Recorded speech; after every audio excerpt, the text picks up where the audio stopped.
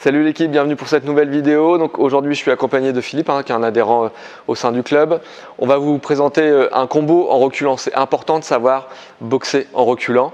On parle toujours d'avancer, de cadrer. Effectivement ça c'est important, mais vous ne pouvez pas passer tout votre combat à avancer, à moins d'être une machine de guerre et d'avoir 5 cœurs. Donc tout de suite après le générique, un combo pour apprendre à boxer en reculant.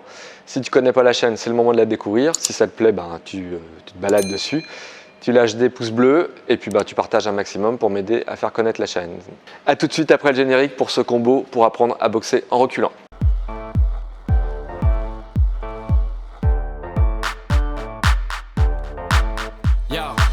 Donc là nous allons vous présenter un combo pour apprendre à boxer en reculant. Donc Philippe va avancer sur moi en boxant ou sans forcément boxer, et l'idée c'est de pas simplement, vas-y mets-toi en garde face à moi, vas-y avance en bas.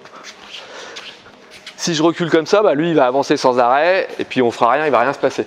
À un moment donné, l'idée pour moi ça va être de désaxer, voilà, de ne pas rester en face de lui, de désaxer sur le côté, toujours en recul, vas-y avance.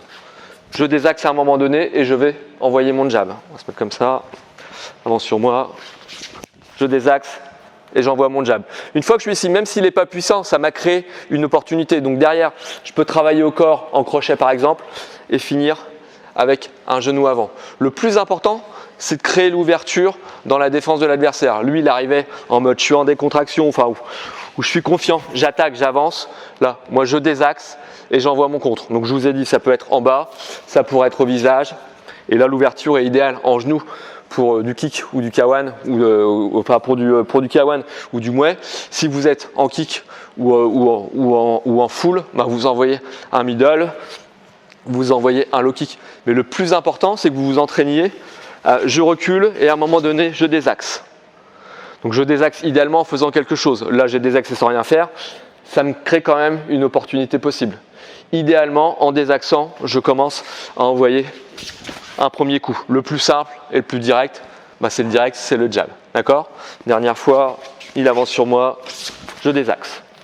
Ça marche aussi s'il attaque. Tu avances sur moi en attaquant un bras avant, par exemple. Voilà. Vous voyez, je désaxe. Alors après, comme à chaque fois, c'est une question de déplacement, c'est une question de timing. Si je désaxe pas assez vite ou si je n'esquive pas assez vite, j'ai pris la patate. D'accord ? Donc sur un adversaire qui est très agressif, qui vraiment avance tout le temps, ne vous contentez pas de reculer. Alors je pourrais, oui, l'arrêter de temps en temps avec un coup de pied de face, avec un front kick, mais idéalement, c'est de sortir de l'axe. Là, j'ai carrément débordé des deux pieds, mais je peux en laisser un à l'intérieur. Ça me donne l'opportunité nécessaire pour commencer à travailler. Je pourrais tout passer à l'intérieur. L'idée, ça va être comme dans tous les combos, quand je vous parle d'un combo efficace, ça va être de varier les hauteurs pour lui embrouiller le cerveau. Et plus je varie les hauteurs, plus la probabilité que je touche est importante. Donc là, c'est l'idéal, c'est de le travailler avec un sparring. Maintenant, si vous êtes seul, vous visualisez, vous reculez et à un moment donné, vous désaxez. Donc je désaxe simplement avec un pas de côté de ma jambe arrière.